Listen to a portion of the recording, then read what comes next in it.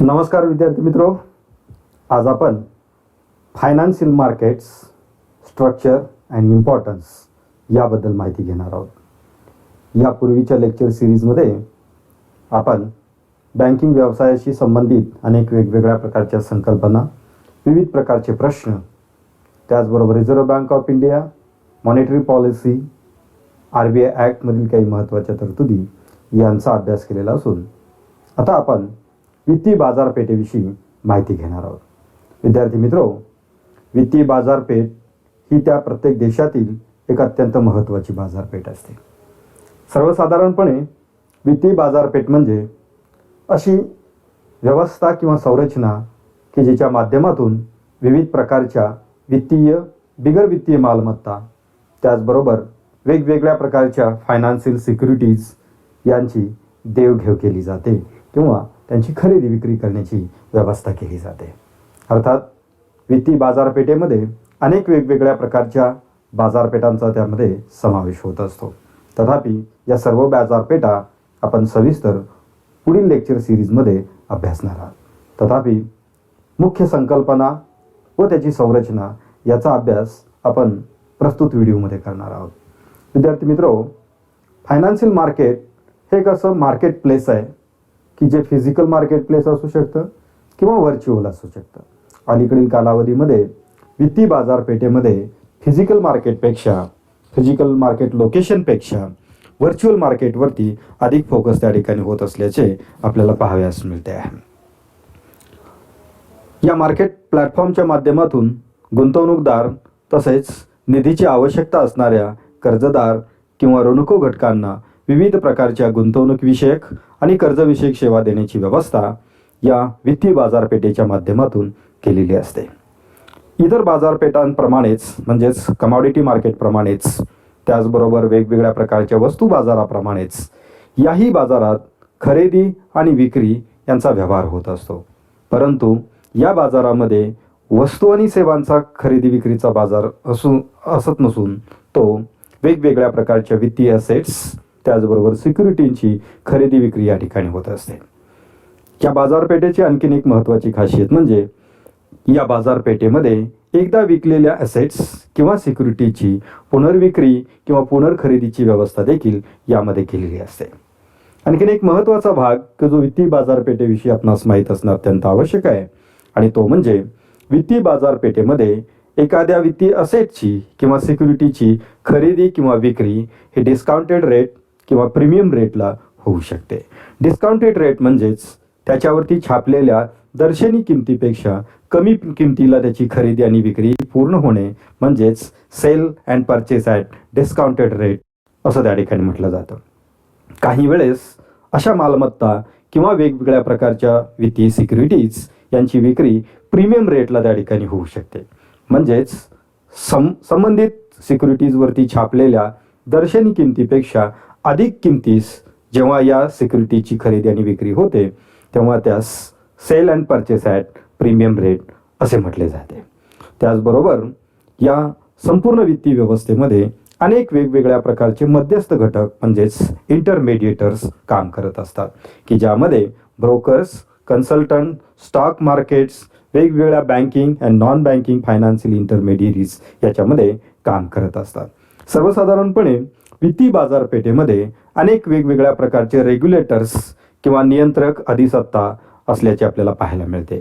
भारतीय वित्तीय बाजारपेठेच्या बाबतीत जर आपण पाहिलं तर securities and exchange board of India म्हणजे सेबी, त्याचबरोबर reserve bank of India, insurance regulatory and development authority अशा अनेक वेगवेगळ्या प्रकारच्या रेग्युलेटरी अथॉरिटी त्या संबंधित वित्तीय बाजारातील वेगवेगळ्या सेगमेंटवरती नियंत्रण ठेवण्याचं, त्याचबरोबर त्यांच्या प्रगतीसाठी विशिष्ट अरेंजमेंट करण्याचे कार्य देखील करत असतात.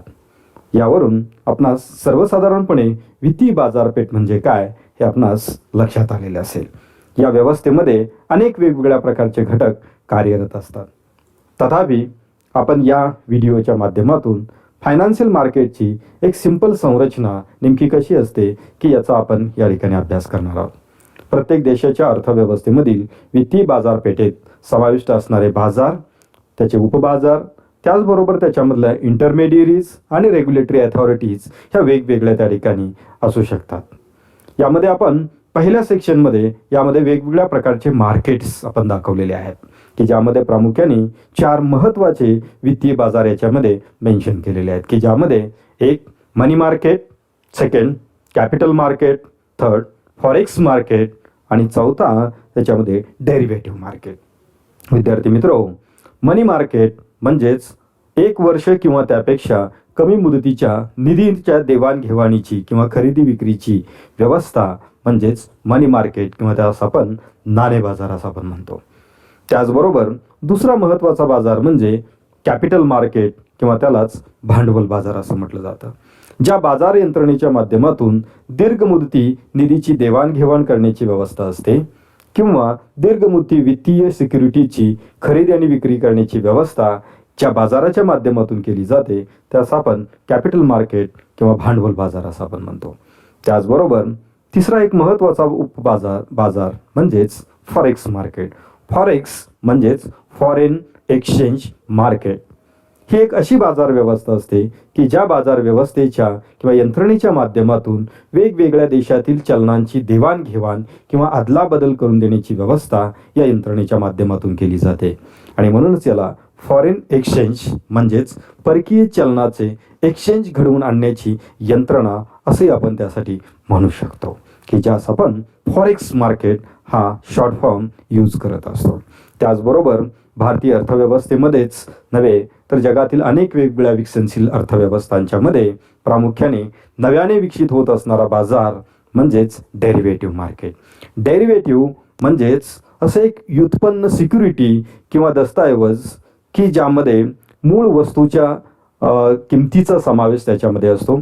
डेरिव्हेटिव्ह म्हणजेच असे एक इन्स्ट्रुमेंट की जे इतर स्थानिक मालमत्तेच्या आधारे तयार झालेलं हे एक फायनान्शियल इन्स्ट्रुमेंट आहे की उदाहरणार्थ गोडाऊनमध्ये असणाऱ्या शेतमालाची पावती म्हणजेच गोडाऊनमध्ये असणाऱ्या शेतमालाच्या आधारे निर्माण झालेली रिसीट ही डेरिव्हेटिव्ह म्हणून त्या ठिकाणी कन्सिडर करता येते. अशा अनेक वेगवेगळ्या प्रकारच्या डेरिव्हेटिव्ह्ज की ज्याची देवाणघेवाण किंवा त्याचा तारण बाजार या बाजारपेठेमध्ये चालत असतो की ज्यामध्ये वेगवेगळ्या प्रकारच्या कमॉडिटी मार्केट, त्यामध्ये गोल्ड असेल, सिल्वर असेल किंवा क्रूड ऑइल असेल, अशा अनेक वेगवेगळ्या प्रकारच्या वस्तू आणि त्या संबंधीच्या डेरिव्हेटिव्ह्ज यांची खरेदी विक्री किंवा देवाणघेवाणीची व्यवस्था या बाजारामध्ये होत असते. तर हे 4 महत्त्वाचे बाजार असून की ज्यामध्ये मनी मार्केट, कॅपिटल मार्केट, त्याचबरोबर foreign exchange market and derivative market या मार्केटचा समावेश होतो. त्यानंतर आपण आता वित्तीय बाजारपेठेमध्ये समाविष्ट असणाऱ्या अनेक वेगवेगळ्या प्रकारच्या फायनान्शियल इंटरमेडियरीज किंवा ज्यांना आपण वित्तीय मध्यस्थ असं आपण म्हणू शकतो अशा अनेक वेगवेगळ्या प्रकारच्या संस्थांमधील काही महत्त्वाच्या संस्था यामध्ये आपण विचारात घेतलेल्या आहेत की ज्यामध्ये प्रामुख्याने सर्व प्रकारच्या बँक्स की ज्यामध्ये खाजगी क्षेत्रातील बँका, राष्ट्रीयकृत बँका म्हणजेच भारत सरकारच्या मालकीच्या असणाऱ्या बँका, त्याचबरोबर सहकार क्षेत्रामध्ये कार्य करत असणाऱ्या बँक्स की ज्या शेड्युल्ड बँक्स असतील, नॉन शेड्युल्ड बँक्स असतील, अशा अनेक वेगवेगळ्या प्रकारच्या बँक्स आपल्याकडे निधीची गुंतवणूक करणं, त्याचबरोबर आपणास हवा असणारा निधी या वित्तीय बाजारपेठेच्या माध्यमातून उभा करण्यासाठी एक महत्त्वाची मध्यस्थ संस्था म्हणून त्या ठिकाणी कार्य करत असतात. त्याचबरोबर सर्वसामान्य गुंतवणूकदारांना वेगवेगळ्या प्रकारच्या रोख्यांच्या मध्ये गुंतवणूक करण्यासाठी एक महत्त्वाची सेवा देणाऱ्या म्युच्युअल फंड संस्था की जी गुंतवणुकीचं कार्य करत असतात अशा म्युच्युअल फंड संस्थाही या बाजारामध्ये महत्त्वाची भूमिका पार पाडत असतात. त्याचबरोबर वेगवेगळ्या प्रकारच्या इन्शुरन्स कंपनीज की ज्यामध्ये प्रामुख्याने life insurance companies, general insurance companies, खाजगी क्षेत्रातील इन्शुरन्स कंपन्या व सार्वजनिक क्षेत्रातील इन्शुरन्स कंपन्या, अशा वेगवेगळ्या प्रकारच्या इन्शुरन्स कंपन्या जनतेकडून निधी संकलित करून तो या वेगवेगळ्या प्रकारच्या बाजारातील वेगवेगळ्या रोख्यांच्या मध्ये गुंतवणूक करण्याचं कार्य करत असताना आपणास पाहावयास मिळतात. त्याचबरोबर व्हेंचर कॅपिटल फंड्स म्हणजेच नाविन्यपूर्ण उद्योजकास किंवा अशा प्रकारचा अधिक धोका असणाऱ्या उद्योग संस्थांच्या मध्ये गुंतवणूक करण्याचं कार्य करत असणाऱ्या संस्थांना व्हेंचर कॅपिटल फंड्स असं आपण त्या ठिकाणी म्हणतो. याही संस्था या वित्तीय बाजारपेठेमध्ये महत्त्वाची मध्यस्थाची भूमिका पार पाडत असतात. या व्यतिरिक्त मध्यम व दीर्घमुदती गुंतवणुकीचं काम करणाऱ्या किंवा दीर्घमुदती कर्ज पुरवठ्याचं काम करणाऱ्या विविध प्रकारच्या विकास बँका जसे की national housing bank, NABARD, export and import bank of India अशा अनेक वेगवेगळ्या प्रकारच्या विकास बँका या वित्तीय बाजारपेठेमध्ये महत्त्वाची मध्यस्थाची भूमिका पार पाडत असतात. या व्यतिरिक्त खाजगी क्षेत्रातील वेगवेगळ्या प्रकारच्या गुंतवणूक कंपन्या की ज्या सर्वसामान्य जनतेकडून गुंतवणुकीच्या हेतूने निधी संकलित करून की त्याची गुंतवणूक money market, capital market, forex market व इतर वेगवेगळ्या प्रकारच्या गुंतवणुकी करण्याचे कार्य करत असतात की ज्यांना आपण इन्व्हेस्टमेंट कंपनीज असे म्हणू शकतो. यामध्ये इन्शुरन्स कंपन्यांच्या बरोबरच वेगवेगळ्या प्रकारच्या म्युच्युअल फंड संस्था व डेसिग्नेटेड इन्व्हेस्टमेंट कंपनीचा देखील यामध्ये समावेश होतो. त्यानंतर तिसरा आणि अत्यंत महत्त्वाचा भाग म्हणजे वित्तीय बाजारपेठेचे नियंत्रण करण्यासाठी भारतीय अर्थव्यवस्थेमध्ये अनेक वेगवेगळ्या प्रकारच्या रेग्युलेटरी अथॉरिटीज की त्या ठिकाणी कार्य करत असताना आपल्याला पाहायला मिळतात की ज्यामध्ये पहिली आणि अत्यंत महत्त्वाची संस्था म्हणजे securities and exchange board of India की ज्याला आपण भारतीय रोखे व विनिमय मंडळ असं आपण म्हणतो, सेबी असा त्याचा उल्लेख आपण करत असतो की जी भारतीय भांडवल बाजाराची नियंत्रक व विकासक संस्था म्हणून कार्य करते.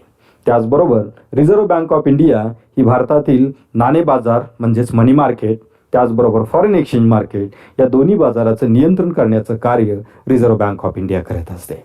त्याचबरोबर MCX म्हणजेच मल्टी कमॉडिटी एक्सचेंज की जे पूर्वी एक स्वतंत्र संस्था म्हणून त्या ठिकाणी कार्यरत होती, मात्र मल्टी कमॉडिटी एक्सचेंज ही संस्था नॅशनल स्टॉक एक्सचेंजमध्ये आता मर्ज झालेली असल्यामुळं MCX NSE असा त्याचा उल्लेख आपण त्या ठिकाणी करत असतो.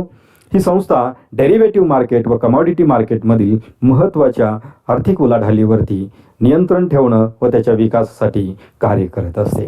त्याचबरोबर foreign direct investment promotion board हे भारत सरकारच्या वित्त मंत्रालयातील एक अत्यंत महत्त्वाचं बोर्ड असून की ज्याचा संबंध थेट विदेशी गुंतवणूक, त्याचबरोबर फॉरेन इन्स्टिट्यूशनल इन्व्हेस्टमेंट अशा अनेक वेगवेगळ्या प्रकारच्या ज्या विदेशी गुंतवणुकी भारतीय अर्थव्यवस्थेमधील वेगवेगळ्या क्षेत्रामध्ये होत असतात की त्याच्यावरती नियंत्रण ठेवण्याचं काम foreign direct investment promotion board हे करत असते.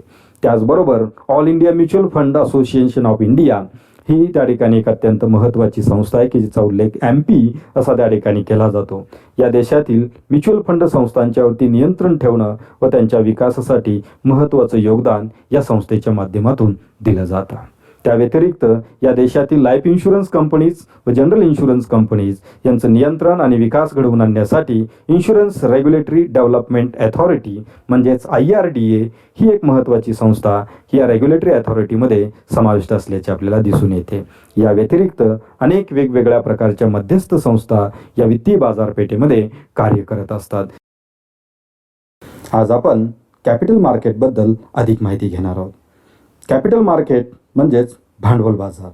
भांडवल बाजार ही वित्तीय बाजारपेठेतील अशी संरचना असते की ज्या संरचनेच्या माध्यमातून 1 वर्षापेक्षा अधिक कालावधीच्या वेगवेगळ्या वित्तीय रोख्यांची खरेदी विक्रीची व्यवस्था केली जात असते. म्हणजेच कॅपिटल मार्केट हा मध्यम व दीर्घ मुदती निधीच्या देवाणघेवाणीचा बाजार असतो की ज्यामध्ये 1 वर्षापेक्षा अधिक मुदतीच्या रोख्यांची देवाणघेवाण केली जात असते. या बाजारामध्ये अनेक वेगवेगळ्या प्रकारचे पार्टिसिपंट्स असल्याचे आपणास दिसून येईल. भारतीय भांडवल बाजाराचा विचार करता भारतीय भांडवल बाजाराची नियंत्रक संस्था ही securities and exchange board of India म्हणजेच सेबी ही असून ती भारतीय भांडवल बाजाराचे रेग्युलेशन त्याचबरोबर कंट्रोलिंग करण्याचे कार्य करत असते. त्याचबरोबर भारतीय भांडवल बाजाराच्या विकासासाठी विविध प्रकारच्या योजना तयार करून त्याची अंमलबजावणी करण्याचे देखील कार्य करत असते. म्हणजेच भारतीय भांडवल बाजाराचे नियंत्रण करण्याची जबाबदारी ही securities and exchange board of India या संस्थेवरती आहे. त्यानंतर आपण भांडवल बाजारातील महत्त्वाचे उपबाजार आपण पाहणार आहोत. भांडवल बाजारामध्ये प्रामुख्याने 2 उपबाजार असतात की ज्यामध्ये प्रायमरी कॅपिटल मार्केट व सेकंडरी कॅपिटल मार्केट म्हणजेच प्राथमिक भांडवल बाजार व दुय्यम भांडवल बाजार या 2 बाजारांचा समावेश होतो. प्राथमिक भांडवल बाजार म्हणजेच नवीन रोख्यांच्या खरेदी विक्रीचा बाजार असतो आणि म्हणूनच त्यास न्यू इश्यू मार्केट असे म्हटले जाते की ज्या बाजारामध्ये कंपनीने पहिल्यांदाच विक्रीला काढलेल्या रोख्यांची देवाणघेवाण केली जात असते किंवा खरेदी विक्री केली जात असते. त्याचबरोबर सेकंडरी कॅपिटल मार्केटमध्ये पूर्वी कधीतरी प्रायमरी कॅपिटल मार्केटमध्ये खरेदी विक्री झालेल्या रोख्यांची पुनर्विक्री व पुनर्खरेदीची व्यवस्था केली जात असते आणि म्हणून त्यास दुय्यम भांडवल बाजार असे म्हटले जाते. थोडक्यात प्रायमरी कॅपिटल मार्केट हा नवीन रोख्यांच्या खरेदी विक्रीचा बाजार असून सेकंडरी कॅपिटल मार्केट हा जुन्या रोख्यांच्या खरेदी विक्रीचा बाजार असल्याचे आपल्याला दिसून येईल. याबरोबरच भांडवल बाजारातील उपबाजाराचे वर्गीकरण पुढील 2 प्रकारामध्ये केले जात असल्याचे आपल्याला दिसून येईल की ज्यामध्ये गव्हर्नमेंट सिक्युरिटी मार्केट व कॉर्पोरेट सिक्युरिटी मार्केट असे वर्गीकरण उपबाजाराचे केले जाते. गव्हर्नमेंट सिक्युरिटी मार्केट म्हणजेच सरकारने विक्रीला काढलेल्या विविध प्रकारच्या रोख्यांच्या खरेदी विक्रीचा बाजार की ज्या यंत्रणेच्या माध्यमातून केवळ शासकीय कर्ज रोख्यांची किंवा विविध प्रकारच्या दस्तऐवजांची खरेदी विक्री ही केली जात असते. त्यालाच सुवर्ण किनारयुक्त बाजार म्हणजेच गिल्ट एज्ड मार्केट असे म्हटले जाते. कॉर्पोरेट सिक्युरिटी मार्केट हा खाजगी कंपन्यांच्या विविध रोख्यांच्या खरेदी विक्रीचा बाजार असून तिथे केवळ खाजगी कंपन्यांच्या रोख्यांची खरेदी विक्री होत असते. तर या पद्धतीने 4 वेगवेगळ्या पद्धतीचे सब मार्केट्स आपणास सांगता येतील.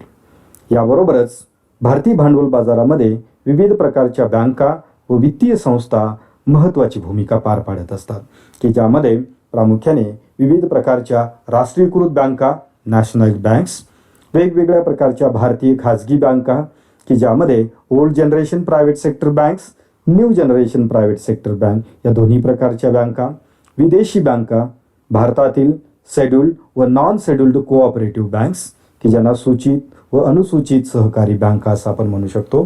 त्याचबरोबर दीर्घमुदती वित्त पुरवठा करणाऱ्या विकास बँका, त्याचबरोबर आयुर्विमा कंपन्या, त्याचबरोबर सर्वसाधारण विमा कंपन्या, म्युच्युअल फंड संस्था, त्याचबरोबर औद्योगिक क्षेत्रासाठी प्रोफेशनल व फायनान्शियल सर्व्हिसेस प्रोव्हाइड करणाऱ्या मर्चंट बँक्स, इन्व्हेस्टमेंटसाठी स्थापन झालेल्या वेगवेगळ्या प्रकारच्या गुंतवणूक कंपन्या, प्रॉव्हिडंट फंड संस्था की ज्या वेगवेगळ्या प्रकारच्या एम्प्लॉईकडून सॅलरीतून रक्कम जमा करून ती रक्कम गुंतवणूक करण्याचं कार्य करत असणाऱ्या या प्रॉव्हिडंट संस्थाही यामध्ये महत्त्वाच्या मध्यस्थ म्हणून काम करतात.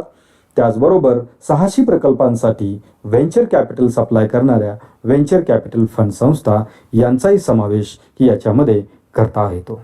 या अशा अनेक वेगवेगळ्या प्रकारच्या वित्तीय व बिगर वित्तीय मध्यस्थ संस्था यामध्ये कार्यरत असल्याचे आपणास दिसतो. बँका व वित्तीय संस्थांच्या बरोबरच इतरही बिगर वित्तीय मध्यस्थ संस्था भांडवल बाजारामध्ये कार्यरत असल्याचे आपल्याला दिसेल की ज्यामध्ये प्रामुख्याने डिपॉझिटरी ऑर्गनायझेशन्स की ज्यामध्ये NSDL व CDSL या 2 संस्थांचा उल्लेख अत्यंत महत्त्वाचा ठरतो. कारण भारतातील सर्व डिमटेरियलाइज्ड वेगवेगळ्या सिक्युरिटीची देवाणघेवाण करणं, त्याचा डेटा स्टोरेज करण्याची संपूर्ण जबाबदारी या 2 डिपॉझिटरी ऑर्गनायझेशन्सवरती असल्याचे दिसून येईल की ज्यामध्ये national securities and depository limited की जिची स्थापना 1996ला झालेली आहे, त्याचबरोबर सेंट्रल डिपॉझिटरी सर्व्हिसेस लिमिटेड म्हणजे CDSL की जिची स्थापना 1999ला झालेली आहे. या 2 महत्त्वाच्या डिपॉझिटरी ऑर्गनायझेशन्स आहेत की ज्या गुंतवणूकदारांना डिमॅट सर्व्हिसेस उपलब्ध करून देण्याची व्यवस्था करतात. त्याचबरोबर डिपॉझिटरी पार्टिसिपंट्स म्हणजेच DP या अशा खाजगी किंवा बँकांनी पुरस्कृत केलेल्या वेगवेगळ्या संस्था की ज्या NSDL व CDSLच्या वेगवेगळ्या तांत्रिक सेवा गुंतवणूकदारांच्यापर्यंत उपलब्ध करून देण्याची व्यवस्था करतात. म्हणजेच आपणास डिमॅट अकाउंट ओपन करावयाचे असल्यास आपण NSDL किंवा CDSL कडून थेट डिमॅट अकाउंट ओपन न करता आपण डिपॉझिटरी पार्टिसिपंटच्या माध्यमातून आपणास हवे असणारे डिमॅट अकाउंट ओपन करत असतो की ज्यास डिपॉझिटरी पार्टिसिपंट्स ऑर्गनायझेशन असे म्हटले जाते. भारतात 200 पेक्षा अधिक डिपॉझिटरी पार्टिसिपंट्स काम करत असल्याचे आपल्याला दिसून येईल. डिपॉझिटरी पार्टिसिपंट बरोबरच भांडवल बाजारातील अत्यंत महत्त्वाच्या संस्था म्हणजेच स्टॉक एक्सचेंजेस किंवा ज्यास आपण रोखे बाजार असे आपण म्हणतो. भारतामध्ये बॉम्बे स्टॉक एक्सचेंज व नॅशनल स्टॉक एक्सचेंज हे अत्यंत 2 महत्त्वाचे स्टॉक एक्सचेंजेस आहेत. या व्यतिरिक्त 22 रिजनल स्टॉक एक्सचेंज देखील वेगवेगळ्या प्रदेशामध्ये सर्व्हिसेस देत असल्याचे आपल्याला पाहायला मिळेल. तथापि या रिजनल स्टॉक एक्सचेंजचे कार्य हे मर्यादित असल्याचे आपल्याला दिसून येईल. तथापि बॉम्बे स्टॉक एक्सचेंज आणि नॅशनल स्टॉक एक्सचेंज हे संपूर्ण देशभरामध्ये वेगवेगळ्या प्रकारच्या सर्व्हिसेस देताना आपल्याला पाहायला मिळते आहे. या व्यतिरिक्त RTA म्हणजेच registrar and share transfer agent. रोखे बाजाराच्या माध्यमातून आपण ज्या रोख्यांची खरेदी विक्री करत असतो की त्याबाबतची नोंदणी करणं, त्याचबरोबर त्यांच्या खरेदी विक्रीबाबतच्या संपूर्ण इत्थंभूत माहिती स्टोअर करून म्हणजेच नोंद करून ठेवणं आणि ती आवश्यकतेनुसार सेबीला उपलब्ध करून देणं, संबंधित संस्थेला किंवा विक्री करणाऱ्या कंपनीला उपलब्ध करून देणं, याबाबतची जबाबदारी registrar and share transfer agent यांच्याकडे असते.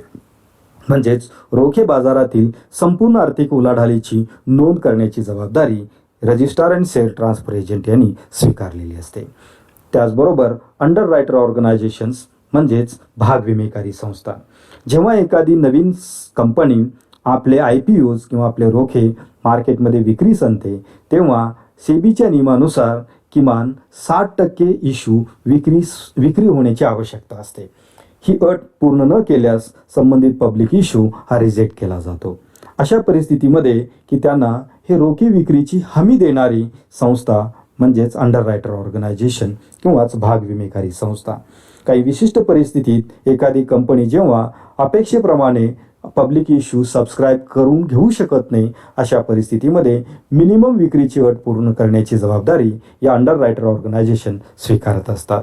अंडररायटिंगचे काम करण्याची जबाबदारी भारतातील अनेक वेगवेगळ्या बँका व वित्तीय संस्था त्याचबरोबर कॉर्पोरेट ऑर्गनायझेशन पार पाडत असल्याचे आपल्याला दिसून येईल. त्याचबरोबर क्रेडिट रेटिंग एजन्सीज की ज्यास आपण पतदर्जा संस्था असे आपण म्हणतो. पतदर्जा संस्था म्हणजे कंपनीचं संपूर्ण पोर्टफोलिओचा अभ्यास करून त्यांनी विक्रीस काढलेल्या रोख्याचा दर्जा ठरवून देण्याचं काम या संस्था करत असतात.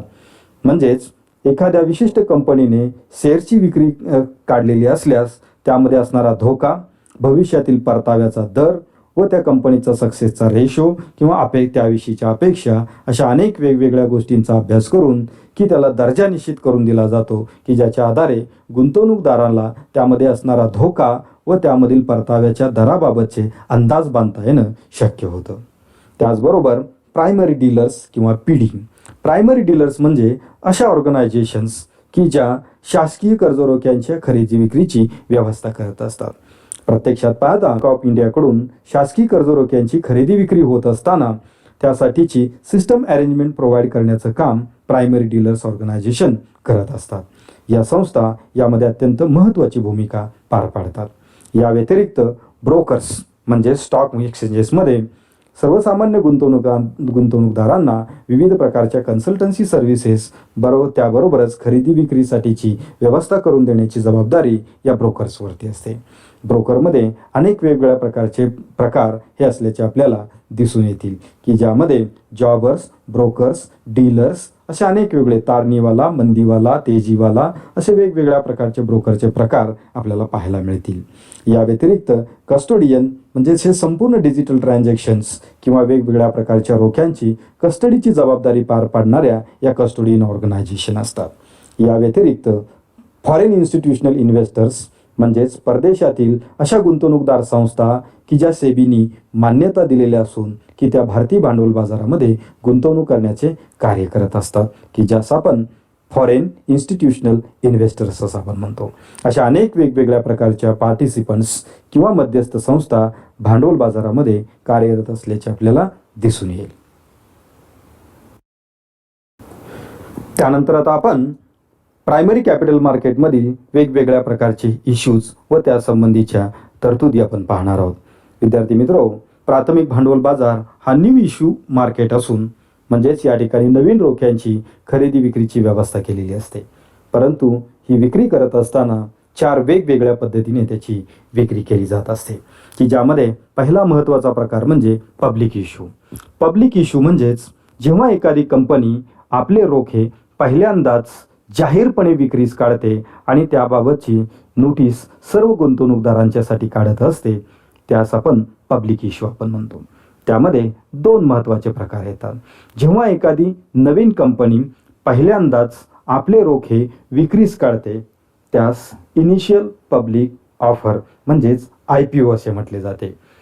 हे IPO वेगवेगळे गुंतवणूकदार सबस्क्राईब करतात व आपल्याकडे रक्कम अदा करून कंपनीकडून IPO परचेस करत असतात की ज्याचं रूपांतर भविष्यात स्टॉक्स किंवा शेअर्समध्ये होते. त्याचबरोबर अस्तित्वात असणारी एखादी कंपनी जेव्हा आपल्या औद्योगिक विस्तारासाठी किंवा अधिक भांडवल संकलित करण्यासाठी नवीन IPO इश्यू करते तेव्हा त्यास फॉलो ऑन पब्लिक ऑफर म्हणजेच FPO असे म्हटले जाते. म्हणजेच नवीन कंपनी जेव्हा पहिल्यांदाच रोख्यांची विक्री करते तेव्हा त्यास IPO असं म्हटलं जातं आणि अस्तित्वात असणारी कंपनी भांडवल वाढवण्यासाठी जेव्हा नवीन शेअरची विक्री हाती घेते तेव्हा त्यास फॉलो ऑन पब्लिक ऑफर असे म्हटले जाते.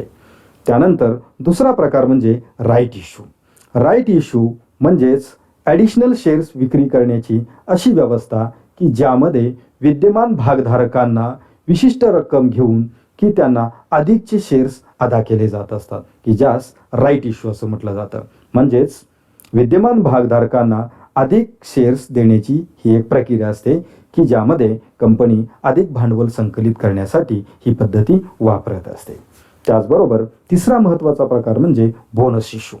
बोनस इश्यू ही एक भांडवल वाढवण्याची अशी प्रक्रिया किंवा विक्री करण्याची अशी प्रक्रिया असते की ज्यामध्ये वाढीव शेअर्स हे विद्यमान भागधारकांनाच दिले जातात, मात्र ते बोनस स्वरूपात दिले जातात की ज्याची किंमत ही गुंतवणूकदाराकडून वसूल केली जात नाही, मात्र ती किंमत कंपनी स्वतः त्या ठिकाणी आपल्या पूर्वीच्या नफ्यामधून किती रक्कम अदा करत असते. थोडक्यात राईट इश्यूमध्ये वाढीव शेअर्स दिले जातात, मात्र त्याची किंमत गुंतवणूकदारांकडून वसूल केली जाते. मात्र बोनस इश्यूमध्ये वाढीव शेअर्स दिले जातात, मात्र त्याची किंमत गुंतवणूकदारांच्याकडून घेतली जात नाही, म्हणून त्यास बोनस इश्यू असे म्हटले जाते. त्यानंतर चौथा प्रकार म्हणजे प्रायव्हेट प्लेसमेंट. प्रायव्हेट प्लेसमेंटमध्ये दोन वेगवेगळ्या पद्धतीचा त्या ठिकाणी वापर केला जातो की ज्यामध्ये प्रेफरन्स इश्यू आणि दुसरा issue for the qualified institutional investors किंवा पार्टिसिपंट्स की ज्यामध्ये विशिष्ट गुंतवणूकदारांना किंवा गुंतवणूक करू इच्छिणाऱ्या व्यक्तींना अग्रक्रमाने लाभांश देण्याच्या अटीवरती ज्या रोख्यांची शेअरची विक्री केली जाते त्यास आपण प्रेफरन्स शेअर्स असं आपण म्हणतो. तथापि जेव्हा कंपन्यांना बल्कमध्ये फंड्स जनरेट करण्याची आवश्यकता असते तेव्हा सेबीनी मान्यता दिलेल्या क्वालिफाईड इन्स्टिट्यूशनल पार्टिसिपंट्स किंवा ज्यास क्वालिफाईड इन्स्टिट्यूशनल इन्व्हेस्टर्स असं म्हटलं जातं की ज्या सेबीनी नामनिर्देशित केलेल्या मोठ्या कंपन्या किंवा गुंतवणूक कंपन्या असतात की ज्यांना बल्कमध्ये रोख्यांची विक्री करून भांडवल संकलित करण्याची प्रक्रिया यामध्ये पार पाडली जाते, ज्यास sale for qualified institutional participants असे म्हटले जाते. तर या चार वेगवेगळ्या पद्धतीने प्राथमिक भांडवल बाजारामध्ये नवीन रोख्यांची विशेषतः खरेदी आणि विक्री ही केली जात असते. सेकंडरी कॅपिटल मार्केट म्हणजे दुय्यम भांडवल बाजारामध्ये हे आर्थिक व्यवहार नेमके कसे होतात की याविषयीची माहिती आपण या फ्लो चार्टच्या माध्यमातून घेणार आहे.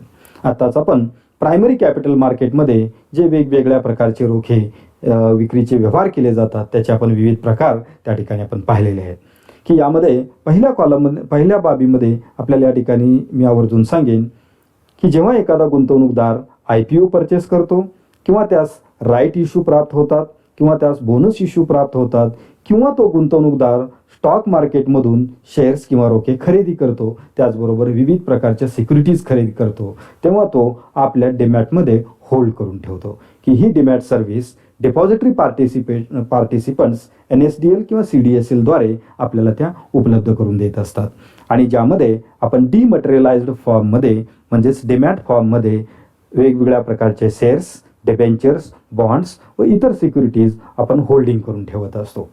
जेव्हा त्या ठिकाणी एखाद्या गुंतवणूकदारास आपल्याकडे होल्डिंगमध्ये असणारे स्टॉक्स किंवा सिक्युरिटीची विक्री करावयाची असते तेव्हा त्यांना त्या ठिकाणी वेगवेगळ्या प्रकारच्या आर्थिक व्यवहारासाठी ट्रेडिंग अकाउंटची गरज असते की ट्रेडिंग अकाउंट म्हणजेच डिपॉझिटरी पार्टिसिपंट्स किंवा ब्रोकरनी प्रोव्हाइड केलेली एक अशी व्यवस्था असते की ज्याच्या माध्यमातून आपणास आपल्या होल्डिंगमध्ये असणाऱ्या वेगवेगळ्या प्रकारचे स्टॉक्स आणि सिक्युरिटीची खरेदी विक्री करण्याची व्यवस्था असते की जे trading account Bombay stock exchange, national stock exchange यांच्या माध्यमातून NSDL व CDSLला कनेक्ट असतात. या उदाहरणामध्ये दोन ग्राहक किंवा दोन गुंतवणूकदार आपण या ठिकाणी दाखवलेले आहेत.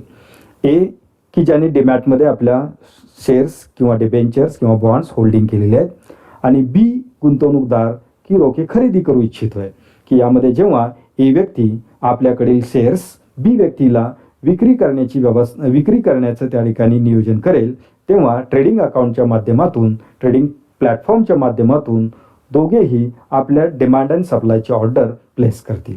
जेव्हा एची विक्री किंमत आणि बीची खरेदीची किंमत ही जेव्हा त्या ठिकाणी समान होते, तेव्हा की त्या ठिकाणी खरेदी विक्री व्यवहाराची पूर्तता ॲटोमेटेड प्रोसेसद्वारे, म्हणजे बॉम्बे स्टॉक एक्सचेंजच्या बोल्ट प्रणालीद्वारे किंवा नॅशनल स्टॉक एक्सचेंजच्या नीट प्रणालीद्वारे की त्या ठिकाणी या खरेदी विक्रीची सेटलमेंट होत असते. जेव्हा हा ट्रेड मॅच होतो, तेव्हा त्या संबंधीच्या इन्स्ट्रक्शन्स बॉम्बे स्टॉक एक्सचेंज आणि नॅशनल स्टॉक एक्सचेंजच्या माध्यमातून की त्या NSDL किंवा CDSL पुढे आफ्टर मार्केट आवर्स फॉरवर्ड केल्या जातात. म्हणजेच आफ्टर मार्केट आवर म्हणजेच 3:30 नंतर की जेव्हा मार्केट क्लोज होते, त्यानंतर हा संपूर्ण डेटा इंटिग्रेट करून की कोणाच्या अकाउंटमधील शेअर्स डेबिट करावयाचे आहेत व कोणाच्या अकाउंटमध्ये ते क्रेडिट करावयाचे आहेत, या संबंधीचा संपूर्ण डेटा सेटलमेंट झाल्यानंतर की तो NSDL व CDSL पाठवला जातो. संबंधित कंपनीने आपला शेअर्स नेमका त्या ठिकाणी बॉम्बे स्टॉक एक्सचेंज किंवा नॅशनल स्टॉक एक्सचेंजकडे रजिस्टर केलेला असेल किंवा नोंदणी केलेला असेल, तर त्याप्रमाणे बॉम्बे स्टॉक एक्सचेंज किंवा नॅशनल स्टॉक एक्सचेंज अशी माहिती CDSL किंवा NSDL शेवटचा इफेक्ट देण्यासाठी, म्हणजे डेबिट क्रेडिट इफेक्ट देण्यासाठी तो डेटा पाठवत असते. त्या डेटाच्या बेसिसवरती NSDL किंवा CDSL संबंधित व्यक्तीच्या खात्यातील तेवढे स्टॉक्स डेबिट करेल व ज्यांनी ते खरेदी केलेले आहेत त्या व्यक्तीच्या डिमॅट अकाउंटमध्ये ते क्रेडिट करेल. परंतु ही संपूर्ण प्रोसेस ही 3 दिवसाची प्रोसेस असते, की ज्यास सेटलमेंट पिरियड असं म्हटले जाते. हा सेटलमेंट पिरियड त्या ठिकाणी T+2 असा असतो. म्हणजेच ट्रान्झॅक्शन डे प्लस 2 डेज अशा पद्धतीने त्या ठिकाणी सेटलमेंट होत असते. म्हणजेच ज्यांनी शेअरची विक्री केलेली आहे त्याच्या डिमॅट अकाउंटमधून शेअर्स डेबिट होतील, ज्यांनी त्या ठिकाणी शेअर्स खरेदी केलेले आहेत त्याच्या डिमॅट अकाउंटमध्ये ते शेअर्स क्रेडिट होतील. तर याउलट ज्यांनी शेअर्स विक्री केलेले आहेत त्याच्या अकाउंटमध्ये पैसे जमा होतील व ज्यांनी शेअर्स खरेदी केलेले आहेत त्याच्या अकाउंटमधून पैसे वजा होतील. या पद्धतीने हे त्या ठिकाणी सेकंडरी कॅपिटल मार्केटमध्ये हे ट्रान्झॅक्शन होत असतात. आणि यामध्ये खरेदी विक्री, पुनर्खरेदी व पुनर्विक्री यावरती कुठल्याही प्रकारचे निर्बंध नसतात. म्हणजेच गुंतवणूकदार सकाळी 9 वाजता घेतलेले शेअर्स 9:10 किंवा 9:01 विकू शकतात आणि पुन्हा त्याची खरेदी करू शकतात. म्हणजे अशा पुनर्विक्री व पुनर्खरेदी यावरती कुठल्याही प्रकारचे निर्बंध यामध्ये असत नाहीत. फक्त त्याच्या सेटलमेंटसाठी ही संपूर्ण प्रोसिजर जी असते ही प्रोसिजर फॉलो करणे आवश्यक असते. विद्यार्थी मित्रो, सेकंडरी कॅपिटल मार्केटमधील ट्रेड सेटलमेंटची प्रोसेस ही खूप क्लिष्ट आणि किचकट अशी प्रक्रिया असते. परंतु मी या ग्राफच्या माध्यमातून, चार्टच्या माध्यमातून ही प्रक्रिया अत्यंत सोप्या पद्धतीने आपल्यासमोर मांडण्याचा मी प्रयत्न केलेला आहे. वित्तीय बाजारपेठांच्या मध्ये भांडवल बाजाराबरोबरच नाणे बाजार हा एक अत्यंत महत्त्वाचा बाजार असतो. या बाजाराविषयीची अधिक माहिती आज आपण या व्हिडिओ लेक्चरच्या माध्यमातून घेणार आहोत. नाणे बाजार म्हणजे असा बाजार किंवा अशी बाजार यंत्रणा की ज्या यंत्रणेच्या माध्यमातून अल्पमुदती म्हणजेच 1 वर्ष किंवा त्यापेक्षा कमी मुदतीच्या निधीची देवाणघेवाण केली जाते. थोडक्यात हा अल्पमुदती निधीच्या देवाणघेवाणीचा बाजार असतो. भारतीय नाणे बाजाराच्या बाबतीत पाहिल्यास आपणास भारतीय नाणे बाजाराची रचना ही 2 विभागामध्ये विभागलेली दिसेल, की ज्यामध्ये organised money market and unorganised money market असे 2 विभागामध्ये भारतीय नाणे बाजार हा विभागल्याचे आपल्याला दिसून येईल. ऑर्गनाइज्ड मनी मार्केट म्हणजेच संघटित नाणे बाजार. संघटित नाणे बाजार म्हणजे नाणे बाजारातील अशी बाजार व्यवस्था की ज्या बाजार व्यवस्थेवर भारतीय नाणे बाजाराची नियंत्रक संस्था म्हणजेच रिझर्व्ह बँक ऑफ इंडियाचे पूर्ण नियंत्रण आहे आणि या बाजारातील सर्व व्यवहार हे रिझर्व्ह बँक ऑफ इंडियाच्या नियंत्रणाखाली पार पाडले जात असतात. त्यास आपण संघटित नाणे बाजार म्हणजेच ऑर्गनाइज्ड मनी मार्केट असे आपण म्हणतो. ऑर्गनाइज्ड मनी मार्केटमध्ये प्रामुख्याने राष्ट्रीयकृत बँका, खाजगी बँका, सहकारी बँका, विविध प्रकारच्या insurance companies, mutual fund companies व त्याचबरोबर अल्पमुदती निधीची गुंतवणूक करणाऱ्या विविध प्रकारच्या गुंतवणूक संस्थांचा समावेश असतो, की ज्या संस्था किंवा बँका ह्या भारतीय रिझर्व्ह बँक ऑफ इंडियाच्या नियंत्रणाखाली गुंतवणुकीचे व निर्गुंतवणुकीचे कार्य करत असतात. म्हणजेच ज्या बाजार व्यवस्थेवरती रिझर्व्ह बँक ऑफ इंडियाचे संपूर्ण नियंत्रण आहे, अशा प्रकारचा नाणे बाजार म्हणजेच संघटित नाणे बाजार. त्याबरोबरच भारतीय नाणे बाजारामध्ये अनऑर्गनाइज्ड मनी मार्केटचेही अस्तित्व आपणास दिसून येते, की ज्यास आपण असंघटित नाणे बाजार असे आपण म्हणतो. असंघटित नाणे बाजार म्हणजे असा नाणे बाजार किंवा नाणे बाजारातील अशी यंत्रणा की ज्या यंत्रणेवरती रिझर्व्ह बँक ऑफ इंडियाचे पूर्ण नियंत्रण असल्याचे दिसत नाही. त्याचबरोबर त्यामध्ये होणारे विविध प्रकारचे आर्थिक व्यवहार हे कायदेशीर व नियमबद्ध पद्धतीने होत नसल्याचे दिसून येते. अनऑर्गनाइज्ड मनी मार्केटमध्ये अनेक वेगवेगळ्या प्रकारचे घटक समाविष्ट असल्याचे आपल्याला दिसून येते. यामध्ये प्रामुख्याने मनी लेंडर्स म्हणजेच सावकार, लँडलॉर्ड म्हणजेच जमीनदार, विविध प्रकारचे व्यापारी की जे कर्जांची देवाणघेवाण करतात, त्याचबरोबर विविध प्रकारच्या निधी संस्था किंवा VC, त्याचबरोबर चीट फंड्स आणि सराफ, हे अनेक वेगवेगळ्या प्रकारचे अनऑर्गनाइज्ड मनी मार्केटमधील महत्त्वाचे घटक आहेत. आपणा सर्वांना परिचय आहेच. Money lender, landlords, traders, cheat funds, VC, त्याचबरोबर सराफ यांच्याकडून दिल्या घेतल्या जाणाऱ्या कर्ज व्यवहारामध्ये अनेक वेळा अनियमितता असते. त्याचबरोबर अनेक वेळा आर्थिक शोषणाचे प्रकारही आपणास त्यामध्ये दिसून येतात, की ज्या संपूर्ण व्यवहारावरती रिझर्व्ह बँक ऑफ इंडियाचे नियंत्रण असल्याचे आपणास दिसत नाही, आणि म्हणून यास अनऑर्गनाइज्ड मनी मार्केट असे म्हणतात. भारतीय नाणे बाजारामध्ये अद्यापही असंघटित नाणे बाजाराचे अस्तित्व असल्याचे आपणास दिसून येईल. तर विद्यार्थी मित्रो, भारतीय नाणे बाजाराची विभागणी या दोन वेगवेगळ्या बाजारामध्ये या ठिकाणी झाल्याचे आपल्याला दिसून येईल. त्यानंतर आपण भारतीय नाणे बाजारामधील वेगवेगळे उपबाजार आणि त्यामधील वेगवेगळे अंतर्गत बाजार याची माहिती घेणार आहोत.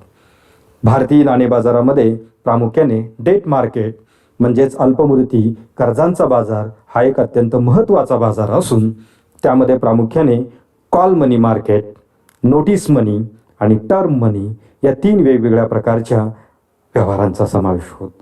कॉल मनी म्हणजे जेव्हा कर्ज देणारा आणि कर्ज घेणारा यांच्यामधील कर्जाची देवाणघेवाण ही 1 दिवस इतक्या मुदतीची असते, तेव्हा त्यास कॉल मनी किंवा मागणी देय कर्ज असे म्हटले जाते.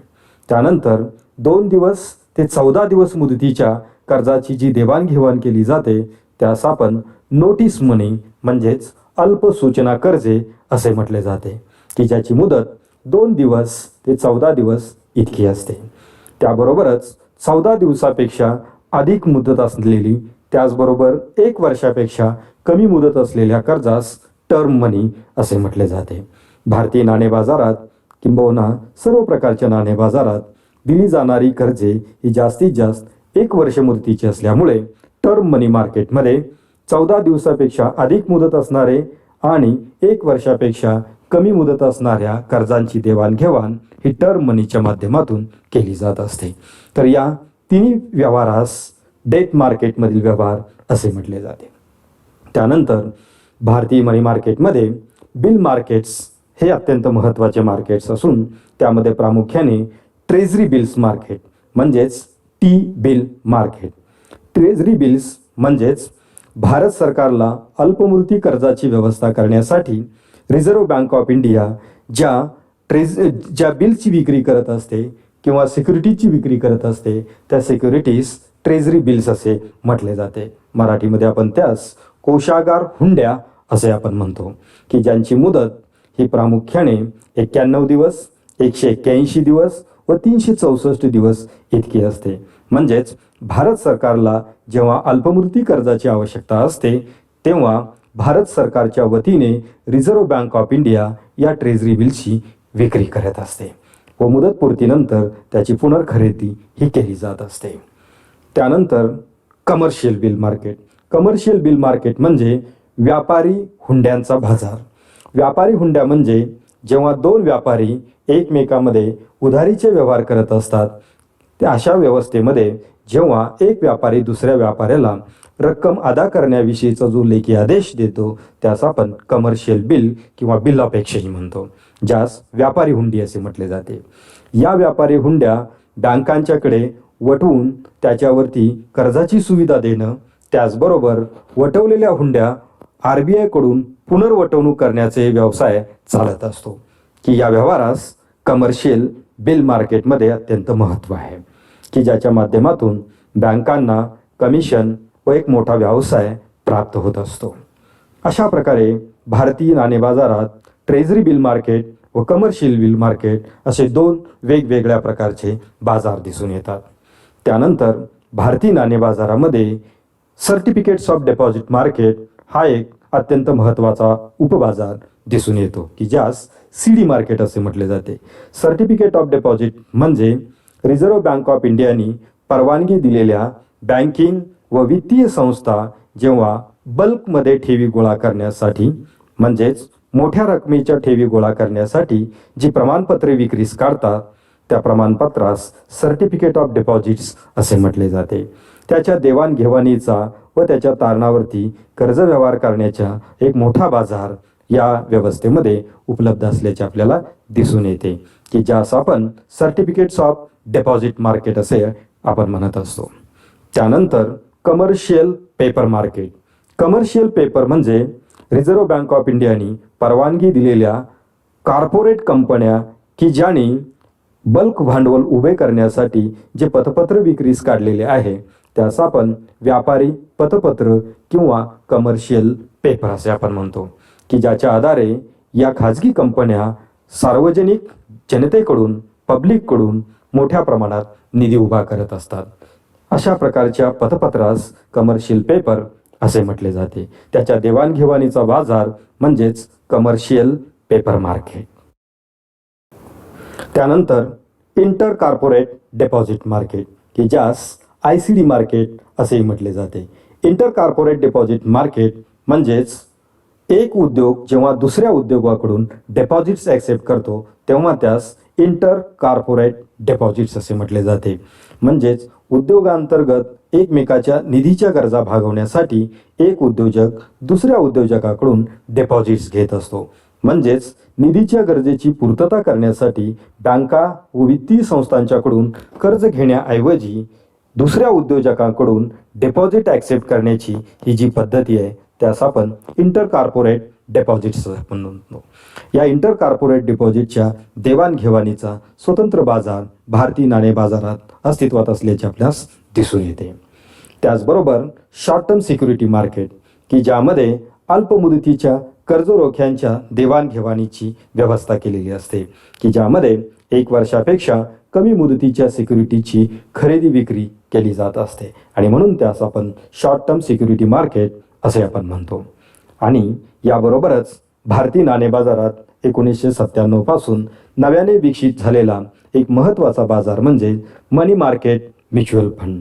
मनी मार्केट म्युच्युअल फंड म्हणजे म्युच्युअल फंड कंपन्यांचे असे एक प्रॉडक्ट की ज्याची मुदत 1 वर्ष किंवा त्यापेक्षा कमी असते.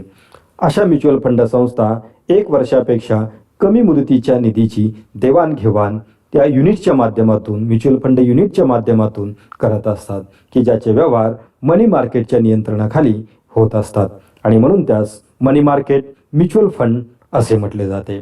तर या पद्धतीने अनेक वेगवेगळ्या प्रकारचे उपबाजार भारतीय नाणे बाजारामध्ये अस्तित्वात असल्याचे आपणास दिसून येईल. यावरून आपणास भारतीय नाणे बाजारामधील संघटित नाणे बाजार, असंघटित नाणे बाजार, त्याचबरोबर त्यामध्ये समाविष्ट असणाऱ्या अनेक वेगवेगळ्या प्रकारच्या बँका, वित्तीय संस्था व इतर बिगर संस्थात्मक कर्ज पुरवठा करणारे घटक या सर्वांची माहिती मिळालेली आहे. त्याबरोबरच भारतीय नाणे बाजारामध्ये समाविष्ट असणारे debt market, bill market, certificates of deposit market, commercial paper market, inter corporate deposit market, short term security market व मनी मार्केट म्युच्युअल फंड या सर्व उपबाजारांची माहिती आपण यामध्ये घेतलेली आहे. यानंतरच्या पुढील सेशनमध्ये आपण या सर्व उपबाजारामध्ये खरेदी विक्री केल्या जाणाऱ्या विविध प्रकारच्या दस्तऐवजांची तपशीलवार वैशिष्ट्ये आपण पाहणार आहोत. धन्यवाद.